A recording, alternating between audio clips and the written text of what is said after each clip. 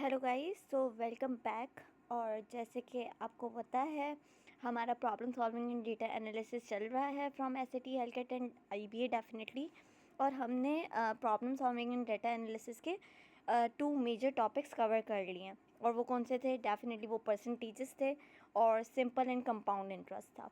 ठीक है, आज हम third major topic from problem solving in data analysis करने वाले हैं, which is all about ratios. ठीक है, अगर आप खान अकेडमी में जाओगे तो ratios, rates, proportion and units करके आपको चैप्टर नंबर 1 दिया हुआ है और वहाँ से ही हम रेशियोज़ को उठा रहे हैं। ठीक है, देखो यहाँ का मैं बेस्ट रेफरेंस बोलूँगी ना तो एसएटी के लिए इसका बेस्ट रेफरेंस है खान अकेडमी। ठीक है, आप लोग खान अकेडमी से कर सकते हो, डेफिनेटली खान अकेडमी से। और एलकैट से डेफिनेटली एलकैट की बुक है जो मेरे पास पड़ी है। आई एम एन NOPN, जैसे कि आपको पता है, और मुझे बुक मिली हुई है, तो एलकैट की बुक है।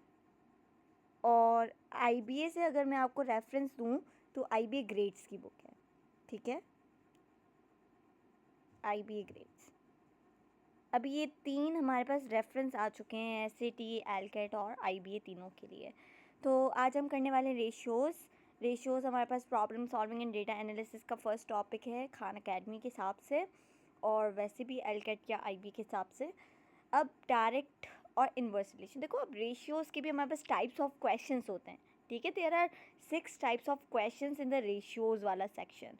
तो उसमें से 6 टाइप्स ऑफ रेशियोज़ क्वेश्चन में से हमारे पास फर्स्ट टाइप जो है वो है डायरेक्ट एंड इन्वर्स रिलेशंस का। अब क्या कहता है ये डायरेक्ट एंड इन्वर्स रिलेशन हमारे पास? अब देखो, हमारे पास रेशियो होता क्या है? पहले रेशियो हमारे पास कंपैरिजन होता है। Comparison, it is comparison, it is nothing but it is comparison definitely. अब कंपैरिजन किसके बीच में? कंपैरिजन मेरे बीच में या आपके बीच में? नहीं, कंपैरिजन बिटवीन 2 सिमिलर क्वांटिटीज़ या बिटवीन 2 सेम क्वांटिटीज़ आप बोल सकते हो। बिटवीन 2 सेम क्वांटिटीज़ जिनका यूनिट सेम हो। तो सेम क्वांटिटी लिख रही हूँ तो मतलब यूनिट तो सेम होगा ही होगा।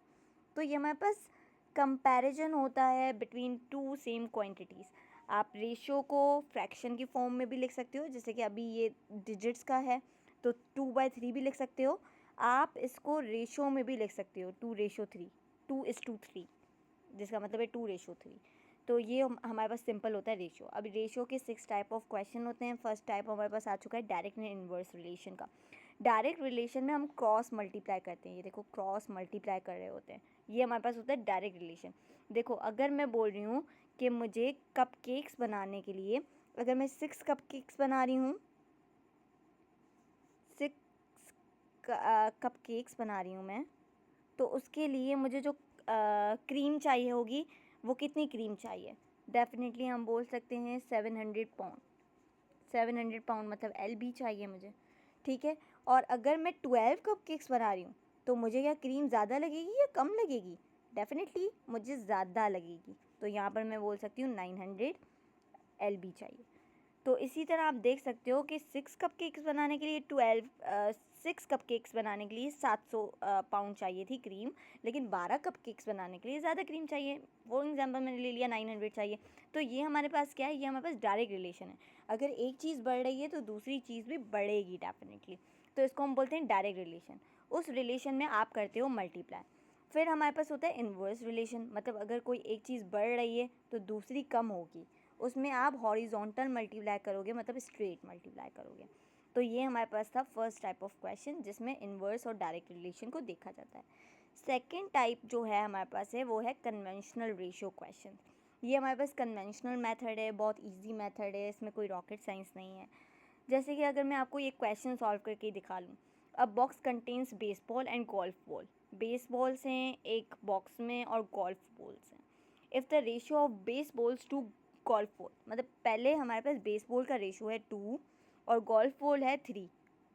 तो ये बेसबॉल्स हैं और ये गोल्फ बॉल्स हैं, एंड देयर आर 30 टोटल बेसबॉल्स।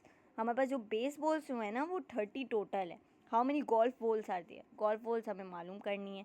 तो अगर हमारे पास ओरिजिनल नंबर ऑफ बॉल्स दी हुई हैं, अगर हमारे पास ओरिजिनल किसी भी चीज़ की क्वांटिटी दी हुई है और हमें उसके साथ रेशियो दिया हुआ है, आप क्या करोगे, आप बेसबॉल के लिए फाइंड कर रहे हो, क्योंकि बेसबॉल का ओरिजिनल हमारे पास 30 टोटल बॉल्स दी हुई हैं बेसबॉल की, तो आप 2/3 2 अब इन दोनों रेशियोज़ को प्लस करोगे, तो प्लस करोगे तो 5 आ गया। टोटल कितनी है, टोटल 30 बॉल्स हैं। अब 1, अब ये हमारे पास किससे आता है, 30 6 आ रहा आता है ना, तो 6 2 ज़ा 12। तो हमारे पास कितनी हैं, क्या है, अ बॉक्स कंटेन्स बेसबॉल्स, हमें क्या पता है how many golf balls are there. तो अब हमारे पास 30 टोटल बॉल्स थी, ठीक है। अब देखो बेसबॉल हमारे पास का रेशो आ गया है 12, तो अब आप फाइंड कर सकती हो अपनी गोल्फ बॉल को, या आप इसको ऐसे भी सिंपल कर सकते थे कि 2/3 है, ठीक है, और हमारे पास ये क्या है, 30 टोटल बेसबॉल्स हैं, तो ये 30 हमें क्या फाइंड करना है, एक्स फाइंड करना है। तो अब cross multiply 2x is equal to 3/30 90 हो गया, x इज़ इक्वल टू 45 हो गया, तो 45 हमारे पास गोल्फ बॉल्स आ जाएंगी, ठीक है। तो 2/3, 2 को मैंने किससे मल्टीप्लाई किया, जो मेरे पास 30 आया, मैंने इसको मल्टीप्लाई किया 15 से, तो 30 आया, और 3 को जब मैंने 15 से मल्टीप्लाई किया तो 45 आया। तो आप लोग ऐसे भी कन्वेंशनल मेथड से कर सकते थे, और ये मेथड भी बहुत ज़्यादा माना जाता है, ठीक है। अब हम third type of ratio question पर जाते हैं, which is change of ratio. भाई चेंज ऑफ रेशियो क्या है, वो रेशियो जो चेंज हो रहा है बार बार, ठीक है। अब इस क्वेश्चन को सॉल्व करके देखते हैं और हमें ज़्यादा समझ आएगा कि कैसे रेशियो चेंज होता है। A sports store ordered an equal number of white and yellow ball. एक स्पोर्ट्स स्टोर था जिसने equal number of white ball और येलो बॉल्स को ऑर्डर किया। The company deliver 30 extra ball उसने डिलीवर कर ली, कौन सी भाई, white balls, by mistake definitely, making the ratio of white balls to yellow balls 6/5। क्या भाई रेशो बना, 6/5 बना। अगर हम फर्स्ट वाला रेशो लिखें तो उसने equal number of balls order की थी, मतलब x रेशो किया था, तो 30 एक्स्ट्रा बॉल्स मिली, वाइट बॉल, तो ये मैं वाइट के लिए बना रही हूँ, ठीक है। ये मेरे पास वाइट है और ये मेरे पास येलो है, तो वाइट में इसने 30 ज़्यादा डाल दी, और ये तो हमारे पास x ही रहा। और हमारे पास वो क्या है, ये हमारे पास है 6/5 का रेशो बाद में बना, मतलब चेंज इन रेशो आया। यहाँ से आप फाइंड कर सकते हो अपना x, डेफिनेटली आप फाइंड कर सकते हो। अब भाई कंडीशंस तो सारी बन गई हैं ना, अब आप सिंपल अपना कन्वेंशनल मेथड लगा लो। ये x+30 आ गया, ठीक है, अपॉन में 6 आ गया, यहाँ पर इक्वल टू x/5 आ गया, क्रॉस मल्टीप्लाई कर दो 5x आ गया, plus 5 30s are 0, 5 3s are 150, ठीक है। 6x 5x वहाँ जाएगा, माइनस करेगा तो x इज़ इक्वल टू 150 आ गया, ठीक है। तो टोटल उसने कितनी बॉल्स ऑर्डर की थी भाई, 150 उसने ये की थी, 150 ये की थी, तो ये हमारे पास आ गया 300 उसने टोटल बॉल्स डेफिनेटली ऑर्डर की होंगी, जिसमें से उसके पास 30 एक्स्ट्रा वाइट बॉल्स आ गई, मतलब 180 बॉल्स वाइट आ गई और 150 येलो बॉल्स आ गई, ठीक है। अब आप क्वेश्चन टाइप नंबर 5 को देखो, 4 नहीं है इसमें, तो 4 में आपको ऐसे ही खुद ब खुद पढ़ा लेती हूँ। ये जो है हमारे पास टाइप 4, ये हमारे पास सॉल्व होती है by W method. This is a very good one, by W method, ठीक है। क्या मतलब है, अब इसमें हमारे पास 3 रेशियोज़ फाइंड करने होते हैं, 3 रेशियोज़ फाइंड करने होते हैं, 3 रेशियोज़ फाइंड करने होते हैं,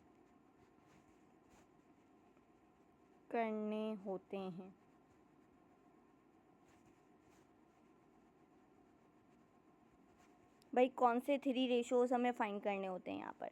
जैसे कि अगर हमें दिया हुआ है A/B, हमें दिया हुआ है फॉर एग्ज़ाम्पल 2/3, ठीक है, और हमें C/D दिया हुआ है फॉर एग्ज़ाम्पल 4/6, तो हमें बोलते हैं A/B/C फाइंड करो, A/B/C फाइंड करो। तो आप कैसे फाइंड करोगे, आप A की वैल्यू लिख दोगे, सॉरी ये B/C ही है, ठीक है, ये B/C है।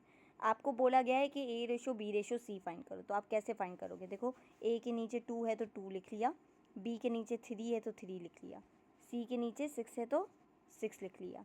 अब आप क्या करोगे, अब देखिए ये हम कैसे सॉल्व करेंगे। हमने ए के नीचे उसकी 2 वैल्यू लिख ली, बी के नीचे हमने उसकी 3 वैल्यू लिख ली, और हमने दोबारा अब यहाँ पर आ जाओ, बी के नीचे हमने दोबारा 4 लिख लिया और सी के नीचे हमने 6 लिख लिया। अब हम कैसे सॉल्व करेंगे, देखो डब्ल्यू हमारे पास कैसे बनता है, ज़्यादातर ऐसे बन रहा होता है डब्ल्यू, लेकिन आप कैसे बनाओगे, आप ऐसे बनाओगे। और क्योंकि हमें इसको ज़्यादा ईजी बनाना है तो आप कर दो कि ये हमने डब्ल्यू बना दिया, ठीक है। तो आप इनको ऐसे मल्टीप्लाई करोगे, कैसे भाई, यहाँ पर 6 है, सॉरी, पहले आप इसको ऐसे मल्टीप्लाई करोगे तो 2 4 ज़ार क्या होता है, 2 4 ज़ार 8 होता है, ठीक है। फिर 4 3 ज़ार क्या होता है, 4 3 ज़ार 12 होता है। फिर आप W ऐसे बनता है, फिर आप इसको मल्टीप्लाई करोगे 3 6 ज़ार 18 होता है। तो ये हमारे पास आ गया W मेथड, ठीक है, जिससे आप फाइंड कर सकते हो A ratio B ratio C को डेफिनेटली। तो ये हमारे पास था W method which is the 4th method of the ratios question. अभी आप टाइप 5 देख सकते हो, जिसको हम 4 और मोर रेशियोज़ बोलते हैं, कि हमें 4 और मोर रेशियोज़ फाइंड करना है। अगर आपको क्वेश्चन में ऐसे दिया हुआ और आपको बोले find A ratio B ratio C ratio D ratio E, इसमें हमारे पास वो नॉर्मल तरीका ये होता है कि आप पहले सारे कोएफिशिएंट्स का एलसीएम ले लो। तो अगर आप सारे कोएफिशिएंट्स का एलसीएम यहाँ पे लोगे 2 4 6 8 या 10 का, आपके पास आएगा 120, ठीक है। फिर आप हर इस कोएफिशिएंट को डिवाइड करवा दोगे 120 से। तो ये देखो 120 से डिवाइड करवाया हुआ है, तो 2 को जब 120 से डिवाइड करवाओगे तो 60 आएगा, फिर 30 आएगा, फिर 120 को 6 से करवाओगे 20 आएगा, 120 को 8 से करवाओगे 15 आएगा, और 120 को 10 से करवाओगे 12 आएगा। तो A ratio B ratio C ratio D ratio E क्या है हमारे पास, 60 रेशो 30 रेशो 20 रेशो 15 रेशो 12, ये हमारे पास आंसर आ गया। दिस वॉज वेरी सिंपल, है ना, पार्ट नंबर 5। अब पार्ट नंबर 6 क्या है, जिसमें सिर्फ फ्रैक्शंस फ्रैक्शंस फ्रैक्शंस इन्वॉल्व हो। क्या मतलब है भाई फ्रैक्शंस फ्रैक्शंस फ्रैक्शंस का, सिर्फ हम इसको अभी कर लेते हैं, बस 1 मिनट चाहिए, ठीक है। अब हम इसको सॉल्व करते हैं। If 1/2 of the number of white mice, हम वाइट माइस को W से कर लेते हैं, तो 1/2 of white mice is 1/8 of the total number of mice. तो इज़ मतलब इक्वल्स टू 1/8 ऑफ टोटल माइस, मतलब T लिख लेते हैं, टोटल माइस को हमने T बोल दिया। And 1/3 of the number of grey mice, तो 1/3 ऑफ ग्रे माइस, जिसको हमने G से रिप्रेजेंट कर दिया, is 1/9 of the total number of total mice, तो ये T आ गया। Then what is the ratio of white mice to grey mice, हमें white mice to grey mice का रेशियो फाइंड करना है। अब आप कैसे फाइंड करोगे, पहले आप टोटल के लिए इसको सॉल्व करवा लो। ये 8 यहाँ पे डिवाइड हो रहा है, वहाँ जाके मल्टीप्लाई होगा, तो 8/2 upon sorry into vice is equal to total आ गया। अभी 2 1 ज़ार 2 2 4 ज़ार, ठीक है, तो 4W हमारे पास T के इक्वल आ गया, मतलब टोटल के इक्वल। अब यहाँ से भी हम टोटल के लिए इक्वेशन बना लेते हैं, तो 9 डिवाइड हो रहा है, वहाँ जाएगा मल्टीप्लाई होगा, तो 9/3 of grey mice is equal to total mice, और 3 1 ज़ार और 3 3 ज़ार 9 होता है, तो 3 of grey mice is equal to total mice. अब हम इनको इक्वेट कर सकते हैं, सिंस दोनों तरफ टोटल टोटल हैं, इक्वेट कर दो इक्वेशन को, तो 4 white mice is equal to 3 grey mice. अब अगर ऐसे कोई सिचुएशन आ जाए, तो आपको यहाँ पर वाइट माइस है, यहाँ पर ग्रे माइस है, ठीक है, आपको बोला है कि आपको रेशियो चाहिए white mice to grey mice का, आप ग्रे वाले कोएफिशिएंट को उठा के यहाँ लिख दोगे और वाइट वाले कोएफिशिएंट को उठा के यहाँ लिख दोगे, बीच में आ गया साइन रेशियो का, ये हमारे पास आ गया आंसर। तो ये बहुत सिंपल था, फ्रैक्शन फ्रैक्शन फ्रैक्शन। तो इसी वीडियो में हमने अपने रेशियो भी कंप्लीट किया है और हमने क्वेश्चंस को भी साथ में देखा है, जो क्वेश्चंस आए हुए हैं एलकिट में। नेक्स्ट वीडियो जो हमारे पास होगी वो हमारे पास होगी रेट्स एंड यूनिट्स के ऊपर, ठीक है। तो this was all for today.